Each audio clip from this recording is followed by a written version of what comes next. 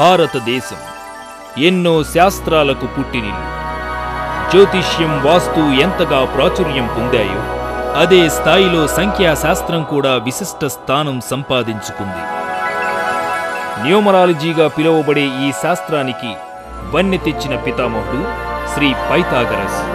మానవ జీవితానికి అంకెలకి ఎంతో అవినాభావ సంబంధం ఉంది అని తెలియజేసిన మహానుభావుడు ఆయనే. ఆనాటి తరానికి మాత్రమే పరిపూర్ణంగా ఉపయోగపడిన ఈ శాస్త్రాన్ని నేటి తరానికి పరిచయం చేసి అంకెలలో ఎంత అదృష్టముందో, న్యూమరాలజీతో ఎన్ని సంచలన విజయాలు సాధించవచ్చో ప్రపంచానికి చాటి చెప్పిన నేటి ఆధునిక పైథాగరస్.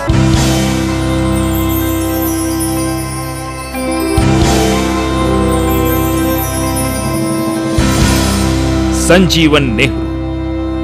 సంజీవన్ నెహ్రూ ఆంధ్రదేశంలోనే కాదు, ప్రపంచవ్యాప్తంగా న్యూమరాలజిస్టుగా ఎంతో గుర్తింపును సాధించిన గొప్ప వ్యక్తి. న్యూమరాలజీతో ఎన్ని అద్భుతాలను చేయవచ్చో చేసి చూపించిన అక్షర మాంత్రికుడు. ఆధునిక యుగంలో అంకెల మాంత్రికుడిగా మనం ప్రస్తుత యుగంలో నెహ్రూ గారిని పరిగణలోకి తీసుకోవచ్చు. నాకు 10 సంవత్సరాల క్రితం అనారోగ్య స్థితి ఏర్పడి శస్త్రచికిత్స తరచూ చేయవలసిన పరిస్థితి ఏర్పడిన సందర్భంలో వైద్యులు సైతం దానికి అనుకూలమైన పరిష్కార మార్గం కనుగొనని లేని పరిస్థితిలో నెహ్రూ గారు నా పేరులో, అంటే విశ్వనాథ్ అనే పేరులో VISS అంటే విశ్వనాథ్లో మరొక ఎస్ చేర్చి దాన్ని రోజుకు 38 నిమిషాలు చొప్పున 38 రోజుల పాటు ఆ విధంగా 3 పర్యాయాలు వ్రాయమని నాకు సూచించడం జరిగింది. నేను ఆ మొదటి 38 రోజులు పూర్తి చేసే లోపలే నాకు అనుకోని విధంగా సర్జన్స్కి మంచి ఆలోచనలు రావటం, నాకు పరిపూర్ణ స్వస్థత ఏర్పడటం జరిగింది. ముఖ్యంగా నెహ్రూ గారి ద్వారా నేను పొందిన ప్రత్యేక లబ్ధిగా దీన్ని భావించవచ్చు. నెహ్రూ అంటేనే న్యూమరాలజీ, న్యూమరాలజీ అంటే నెహ్రూ అనేంత స్థాయిలో పేరు తెచ్చుకున్న ఏకైక వ్యక్తి. నిరంతర కృషితో, అసామాన్య మేధస్సుతో సంఖ్యాశాస్త్ర సామ్రాట్టుగా ఎదిగిన నెహ్రూ గారు 1948 ఏప్రిల్ 17వ తేదీన మన్నవరం గ్రామంలో ఓ సాధారణ కుటుంబంలో జన్మించారు. నెహ్రూకి చిన్నప్పటి నుండి సాటి మనిషికి సాయపడాలనే ఆలోచన ఉండేది. 1964లో RVM హై స్కూల్లో వెంకటగిరిలో SLCని పూర్తి చేశారు. చిన్నప్పటి నుంచి కూడా లెక్కల్లో ఒక రకమైనటువంటి ఉత్సాహం, కుతూహలం చూపించేవారు. మేము అతనిలో అది పసిగట్టి తగిన ఎంకరేజ్మెంట్ కూడా ఇచ్చేవాళ్ళం. మంచి షార్ప్, అతను మేము నిజంగా మాకు ఆదర్శమైనటువంటి శిష్యుడిగా నిలిచిపోయినందుకు మేము చాలా గర్విస్తున్నాం. తిరుపతి SV ఆర్ట్స్ కాలేజీలో PUC చేశారు. SV ఇంజనీరింగ్లో BEని కంప్లీట్ చేసుకుని చదువు పూర్తి అయ్యాక హైదరాబాద్లోని BHELలో గ్రాడ్యుయేట్ ఇంజనీర్ ట్రైనీగా పనిచేశారు. అందులోనే ఉన్నత స్థాయికి ఎదుగుతున్న సమయంలో 1983లో ఉద్యోగరీత్యా వెస్ట్ జర్మనీకి ప్రయాణమయ్యారు. 6 నెలల పాటు జర్మనీలో ఉండాల్సి రావటంతో వీకెండ్స్లో యూరప్ దేశాలను చుట్టేసేవారు. ఆ సమయంలోనే రామకృష్ణ మఠానికి చైర్మన్గా ఉన్న రంగనాథానంద మెల్హోమ్ సిటీకి రావటం జరిగింది.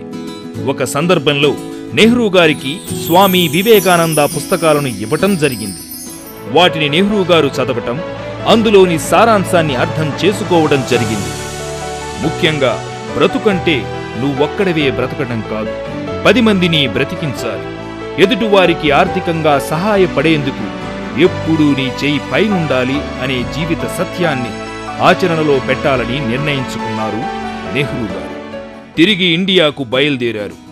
సంతృప్తికరమైన జీతంతో ఎటువంటి ఇబ్బందులు లేకుండా జీవితం గడుస్తున్న సమయంలో పేద ప్రజలకు తన వంతు సహాయం చేయాలనే ఉద్దేశంతో ఉన్న ఉద్యోగాన్ని వదిలి సొంత ఊరికి ప్రయాణమయ్యారు. తిరుపతి శ్రీకాళహస్తిల మధ్యలో అంజమేడు అన్న గ్రామంలో ఇంటిని నిర్మించుకుని అందులోనే ఉండసాగారు.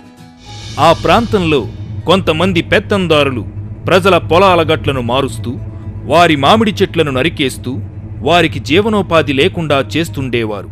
ఇటువంటి దుర్మార్గులను ఎదిరించి పేద ప్రజలకు అండగా ఉండాలని నిర్ణయించుకున్న నెహ్రూ గారు ఆ దిశగా అడుగులు వేశారు.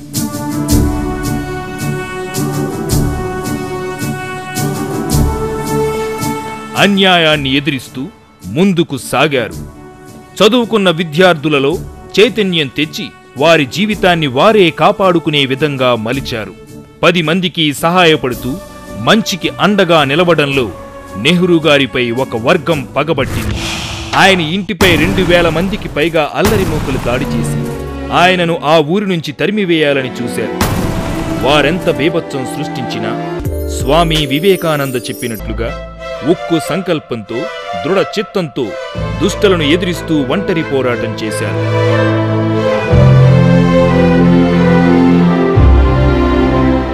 ఆ సమయంలోనే నెహ్రూ గారి మనసులో ఎన్నో ఆలోచనలు మొదలయ్యాయి. సాటి మనిషికి సహాయపడటం పాపమా? 10 మందికి మంచి చేస్తే ఇన్ని కష్టాలు పడాలా? ఎందుకిలా జరుగుతుంది అనే ఆవేదనతో నిత్యం సతమతమయ్యేవారు. ఆస్ట్రాలజీ, ఫేస్ రీడింగ్, పామాలజీ వీటన్నింటినీ రోజుకి 18 గంటల పాటు చదివేవారు. ఒకరోజు చెన్నైలోని హిగ్గిన్స్ అండ్ బోథమ్స్ బుక్ స్టాల్లో నంబర్స్ బై కీరో అన్న పుస్తకాన్ని చూశారు. ఆ పుస్తకాన్ని కొని చదవటం మొదలుపెట్టారు. 1 కాదు 2 కాదు, సుమారు 12 సంవత్సరాల పాటు నిద్రాహారాలు మరిచి న్యూమరాలజీని గురించి పరిశోధనలు చేశారు. అప్పటి వరకు శంకరయ్యగా ఉన్న తన పేరుని సంజీవన్ నెహ్రూగా మార్చుకున్నారు. మార్చి 14 ఆ రోజు సాయంకాలం ఆయన పేరుని నేను మన పెళ్ళైన రోజే నా పేరుని మార్చుకుంటున్నాను. నెహ్రూ అని పెట్టుకుంటున్నాను. మా అమ్మ పేరు ఎస్ రావాలి కాబట్టి సంజీవన్ అని పెట్టుకుంటున్నాను. సంజీవన్ నెహ్రూ అనే పేరు నాకు ప్రపంచంలోనే మంచి పేరు తెచ్చిపెడుతుంది కాబట్టి చూసుకొని నువ్వు చూడు అని ఆ రోజు సాయంకాలమే సంజీవన్ నెహ్రూ అని బోర్డు పెట్టడం, అంజిమేడు మా ఇంటి ముందర ఒక బోర్డు పెట్టడం జరిగింది. ఆ రోజు సాయంకాలం బోర్డు పెట్టాము. మరుసటి రోజు పొద్దున్నే మా ఇంటికి ఒక స్పీడ్గా ఒక అంబాసిడర్ కారు వస్తూ ఉంది. ఎవరిది కారు అంటే, సార్ 6 నెలలుగా మీకోసం ప్రయత్నిస్తున్నామండి, మీకు మేము కొంత డబ్బులు ఇవ్వాలి, మీ ల్యాండ్ మాకు ఒక 3 సంవత్సరాల లీజుకి కావాలండి, మీకు ఎంత కావాలో చెప్పండి, ఎన్ని లక్షలు కావాలో చెప్పండి అడ్వాన్సు, మాకు ఒక 5 ఎకరాల ల్యాండ్ లీజుకి ఇవ్వండి అని చెప్పడం జరిగింది. అప్పుడు ఆయన అన్నారు, డబ్బు కాదు నాకు ముఖ్యం, ఈ చుట్టుపక్కల ఉన్న ప్రజలందరికీ ఉద్యోగాలు కావాలండి, మీరు ఎంతమంది కావాలి మీకు ఉద్యోగాలు అన్నారు. సుమారు ఒక 1500 మందిని పెట్టుకుంటాం సార్, మీ ల్యాండ్ ఒక 5 ఎకరాలు ఇవ్వండి, మీకు ఎంత రెంట్ కావాలి చెప్పండి, ఎంత అడ్వాన్స్ కావాలో చెప్పండి అన్నారు. నాకు అడ్వాన్స్ ఎంతో కొంత ఇవ్వండి అయ్యా చాలు, కానీ నేను చెప్పిన వాళ్ళందరికీ ఉద్యోగాలు ఇవ్వండి, ఈ చుట్టుపక్కల అందరూ బీదవాళ్లే చాలా కష్టంతో పని చేసుకొని బతుకుతున్నారు, వీళ్ళందరికీ ఉద్యోగాలు ఇవ్వండి అని చెప్పారు. వాళ్ళు ఆ మాట ప్రకారమే అందరికీ ఉద్యోగాలు ఇస్తామండి, మీరు ఎవరికి చెప్తారో చెప్పండి వాళ్ళకి అంతా ఇస్తామన్నారు. అదేవిధంగా ఆ చుట్టుపక్కల గ్రామాలందరిలో ఇంజనీర్లు అయితే ఏంటి, చిన్న సూపర్వైజర్లు అయితే, మెకానిక్లు ఏంటి, చివరికి కూలీ స్థాయి నుంచి పెద్ద స్థాయి వరకు కూడా మనం చెప్పిన వాళ్ళందరికీ ఉద్యోగాలు ఇవ్వడం జరిగింది. నెహ్రూ గారు న్యూమరాలజీని ప్రాణంగా భావించారు. అందుకే నెహ్రూ గారు ఎవరి పేరులో కరెక్షన్ చేసినా వారి జీవితం అద్భుతంగా మారుతుంది, విజయం వారి వెంటే అడుగులు వేస్తుంది. నెహ్రూ గారి దగ్గరికి వచ్చిన తర్వాత నా పేరు సిహెచ్ వెంకట అప్పారావు అయితే కేవలం ఒక అక్షరాన్ని తొలగించి వెంకట్ అని చేశారు. దాన్ని ఏ విధంగా రాయాలి, ఏ విధంగా చెయ్యాలి అనే తగిన సూచనలు ఇచ్చారు. ఆశ్చర్యంగా నాకు మంచి ఫలితాలు వచ్చాయి. ఇబ్బందికరమైన పరిస్థితిలో ఉన్న మా అబ్బాయి వివాహం జరిగింది. నా పేరులో ANKUMBIZAY విజయాకి BIZAYAW అని స్పెల్లింగ్ మార్పు చేశారు. ఆ మార్పు చేయడం వల్ల నాకు రోజు రోజుకి ఎంతో డెవలప్మెంట్ కనిపించింది. నాకు గల్లీ, నేను పొలిటికల్గా ఉన్నాను, గల్లీ నుంచి ఢిల్లీ వరకు కూడా నాకు నిజంగా చాలా అద్భుతం. నాకు ఏ గాడ్ ఫాదర్ లేరు. పొలిటికల్గా రాణించాలంటే సంథింగ్ ఏదో సూట్ కేసు లాంటి కోట్లైనా ఉండాలి, ఎవరైనా గాడ్ ఫాదర్ అయినా ఉండాలి, కానీ నాకు ఏ గాడ్ ఫాదర్ లేరు. ఓన్లీ న్యూమరాలజిస్ట్ సంజీవ్ నెహ్రూ అన్న. నిజంగా హెడ్స్ ఆఫ్ టు యూ అన్న. మీకు మా పెద్దమ్మాయి వర్ష కరెక్షన్ తీసుకున్నామండి. తను వర్ష పేరులో ఇంకొక హెచ్ ఒకటి యాడ్ చేసి 23 టైమ్స్ డైలీ రాయమన్నారు. అలా 50 డేస్ రాసామండి. రాయగానే తనకి గూగుల్లో జాబ్ వచ్చింది, ప్లస్ ఆరోగ్యపరంగా అంతా బాగుంది. చాలా మంచి రిజల్ట్ అండి, మేము చాలా హ్యాపీగా ఫీల్ అయ్యాము. మిరాకిల్ ఇది అని అనిపిస్తుంది. కెరీర్ బిగినింగ్ లో నెహ్రూ గారి గురించి, న్యూమరాలజిస్టుగా ఆయన చేస్తున్న అద్భుతాల గురించి హిందూ పేపర్లో it is all in numbers అనే ఆర్టికల్ ప్రచురితమైంది. ఆ రోజు నుండి 23 రోజుల వరకు తన వద్దకు వచ్చే క్లయింట్స్ సమస్యలను పరిష్కరిస్తూ సూర్యుడిని కూడా చూడలేనంత బిజీగా గడపవలసి వచ్చింది. అప్పటి నుండి నెహ్రూ శకం మొదలైంది.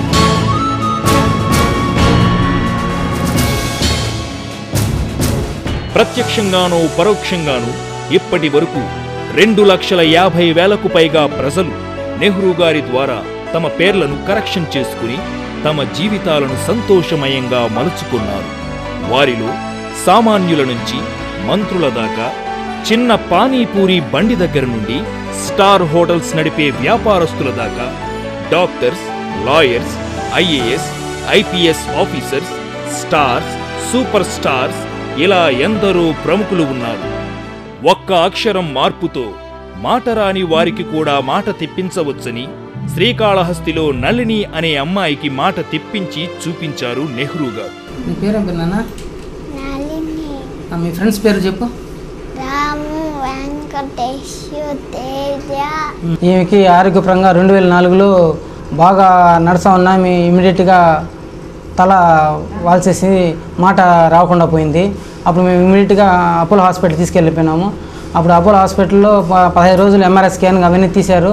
వాళ్ళంటే బ్రెయిన్లో కొద్దిగా గ్యాప్ ఉంది, ఆ గ్యాప్ మేము పూరించలేము, మా వల్ల కాదని తిప్పి పంపించేశారు. మళ్ళీ బెంగళూరుకి వెళ్ళినా కూడా సేమ్ అదే వాళ్ళు కూడా ఎంఆర్ఐ స్కానింగ్ తీసి మా చేతులు ఏం లేదమ్మా అనేసి వాళ్ళు పంపించేశారు వైట్ఫీల్డ్ బెంగళూరు. ఆ తర్వాత సారు సంజీవ్ నెహ్రూ సార్ని మేము కలిసాము మల్లికా మేడం తరపున. సార్ ఉండుకొనేసి మా పాప పేరు అంతకుముందు పండు అని పిలిచేవాళ్ళం, నల్లి అనేసి అసలు పేరు, ఆ పేరుని కరెక్ట్ చేశారు. ఆ తర్వాత పాప మాట్లాడడం కొద్దిగా డెవలప్ అవ్వడం, నడవడం కానీ అన్నీ బాగుంది. విజయవాడకు చెందిన చూపురాని 28 ఏళ్ల గురునాథం అనే యువకుడికి న్యూమరాలజీ పవర్తో కంటి చూపుని తెప్పించి ప్రపంచ చరిత్రలోనే ఒక అద్భుతాన్ని ఆవిష్కరించారు. మీ పేరు అడిగారు, అడిగితే నా పేరు కే నాగురునాథం అని చెప్పాను. దాంట్లో మీరు 16 లెటర్స్ ఉన్నాయండి, అది రాంగ్ నెంబర్ మూలన మీకు ఈ విధంగా ప్రాబ్లం ఫేస్ చేస్తున్నారు. కాలింగ్ నేమ్ ఏమో గురునాథం అని చెప్పాను. గురునాథంలో కూడా 31 అనే నెంబర్ ఉంది, అది కూడా చాలా డెత్ నెంబరు. ఇది కూడా చాలా దీనివల్ల కూడా చాలా ప్రాబ్లమ్స్ ఫేస్ చేస్తారు. కాబట్టి మీరు నేమ్ కరెక్షన్ చేస్తాను, నేను చెప్పిన విధంగా కోర్సులు రాయండి అన్నారు. నేను రాయలేను, మరి కోర్సులు రాయడం నా వల్ల కాదు, నాకు కనపడదని చెప్తే మీ ఇంట్లో వాళ్ళు ఎవరైనా హెల్ప్ తీసుకుని మీరు రాయించండి అని చెప్తే ఆ విధంగా నేను 5 కోర్సులు రాశాడు. 5 కోర్సులు రాసిన తర్వాత నాకు ఎల్వి ప్రసాద్ హాస్పిటల్లో ఆపరేషన్ చేశారు. డాక్టర్లు కూడా రాదన్నారు, చూపు రాదన్నారు. కానీ నేను చేయించుకున్నాను, నాకు న్యూమరాలజీ మీద నమ్మకంతో చేయించుకున్నాను. చేయించుకుంటే వాళ్ళు ఆపరేషన్ చేసినంత 4 రోజులకు కూడా నాకు చూపు రాలేదు. తర్వాత డెవలప్గా కొద్ది ఇంప్రూవ్ అవుతూ అలా వచ్చింది. వచ్చేసరికి 28 సంవత్సరాలు నేను ఎంతో క్షోభ అనిపించినాను. ఇప్పుడు నాకు మళ్ళీ జన్మ ఎత్తినట్టు అయింది. నాకు మళ్ళీ ఇప్పుడు అందరినీ చూడగలుగుతున్నాను. పేపర్లో స్మాల్ లెటర్స్ కూడా 1 or 2 లైన్స్ వరకు బాగా క్లియర్గా నేను చదవగలుగుతున్నాను. ఇప్పుడు వైద్య శాస్త్రం ద్వారా పరిష్కరించలేని సమస్యలను కూడా సంఖ్యాశాస్త్రం ద్వారా పరిష్కరించవచ్చని, న్యూమరాలజీ అంటే సాక్షాత్తు భగవంతుని కరుణా కటాక్షమేనని యావత్ ప్రపంచానికి చాటి చెప్పారు నెహ్రూ గారు. ఎటువంటి సమస్యలతో వచ్చేవారైనా, ఎంతటి కష్టాలలో ఉన్నవారైనా ఒకే ఒక అక్షరం మార్పుతో అదృష్టవంతులుగా మారుతున్నారు, కోటీశ్వరులుగా కీర్తిని గడిస్తున్నారు. న్యూమరాలజీ నెహ్రూ గారి దగ్గరికి వెళ్ళిన తర్వాత నా లెటర్స్లో W చేర్చారు. చేర్చిన తర్వాత అది 23 వచ్చింది. 5 కోర్సులు చేయమన్నారు. నేను ఒక కోర్సు రాసినప్పుడే W రాసినప్పుడే నాకు చాలా సక్సెస్ అన్నమాట. మా స్థలం కూడా అమ్ముడుపోవడము, నాకు ఫైనాన్షియల్ క్రైసిస్ బాగా రికవర్ అయిపోయింది. బ్యాంకులో లోన్స్ కూడా క్లియర్ చేసుకున్నాము. నాకు చాలా నమ్మకం వచ్చింది. తర్వాత మేము కళ్యాణ మండపం కట్టిన తర్వాత కూడా చాలా బుకింగ్ లేకుండా ఉండింది. నేను నెహ్రూ గారి దగ్గరికి మళ్ళా వెళ్ళాను. సార్ నాకు ఫైనాన్షియల్గా అంటే బిజినెస్ లెటర్స్ ఇస్తానమ్మా, కళ్యాణ మండపం అనే దానికి 2 Mలు చేర్చమన్నారు.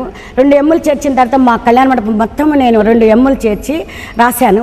రాసిన తర్వాత ఆ నెహ్రూ గారి అనుగ్రహము, న్యూమరాలజీలో ఉండే నాకు ఫెయిత్, భగవంతుని అనుగ్రహం వల్ల కళ్యాణ మండపం చాలా సక్సెస్గా జరుగుతున్నది. ఇది మాయ కాదు, మంత్రం కాదు, ప్రతి ఒక్కరి జీవితాన్ని ప్రకాశవంతం చేయగలిగిన సంఖ్యాశాస్త్రంలోని మహిమ. శాస్త్రం గురించి పరిపూర్ణంగా తెలిసిన వ్యక్తి ద్వారానే ఈ అద్భుతాలు సాధ్యం. అందుకే వేరెవ్వరూ చేయలేని, వేరెవ్వరికీ సాధ్యం కాని ఎన్నెన్నో అద్భుతాలను నెహ్రూ గారు మాత్రమే చేసి చూపించగలుగుతున్నారు. సినీ రంగానికి సంబంధించి మెగా రైటర్స్గా పేరు పొందిన పరుచూరి గోపాలకృష్ణ, పరుచూరి వెంకటేశ్వరరావు, స్టార్ హీరోలైనటువంటి శ్రీకాంత్, నితిన్, డైరెక్టర్ శ్రీనివాసరెడ్డి, ఇంకా మరెందరో సినీ ప్రముఖులు నెహ్రూ గారిని కలిసి తమ పేరులోని అక్షరాన్ని మార్చుకుని సూపర్ సక్సెస్లను సాధించారు. నెహ్రూ గారు నా పేరుని శ్రీనివాసరెడ్డి SREENIVASSREDDEగా మార్చిన తర్వాత నేను దగ్గర 5-6 సినిమాలు చేశా. అన్ని సినిమాలు కూడా సక్సెస్ఫుల్గా అండి. సో నా సక్సెస్కి కారణం ఒక రకంగా ఈ సంఖ్యాశాస్త్రంలో నా పేరుని ఇలా మార్చడాన్ని నేను ప్రగాఢంగా నమ్ముతున్నాను. Star producer doctor D Ramanaidu garu విశాఖపట్నంలో నిర్మించిన రామానాయుడు స్టూడియోకి నెహ్రూ గారు సూచించిన విధంగా పేరును మార్చి ఎంతో ప్రయోజనం పొందారు. షూటింగ్ దశలోనే ఎన్నోసార్లు ఆగిపోయిన విక్టరీ వెంకటేష్ తులసి సినిమా అక్షరం మార్పుతో ఎటువంటి ఆటంకాలు లేకుండా సినిమా ఘన విజయం సాధించడానికి నెహ్రూ గారి న్యూమరాలజీ అండగా నిలిచింది. న్యూమరాలజిస్టుగా ఎంతో ఎత్తుకెదిగిన నెహ్రూ గారు ఎప్పుడూ సమాజం గురించి, దేశం గురించి ఆలోచిస్తూ ఉంటారు. గత కొన్ని సంవత్సరాలుగా పేద ప్రజలకు చేతనైనంత సాయం చేస్తూ వారి జీవితాలలో వెలుగు తేవడం కోసం ఆయన చేసిన కృషి అసామాన్యమైనది. ఆయన సతీమణి శ్రీమతి తులసి గారు నెహ్రూ గారు చేసే ప్రతి మంచి కార్యక్రమానికి అండగా నిలుస్తూ తన వంతుగా ఎన్నో సేవా కార్యక్రమాలలో ముందుంటారు.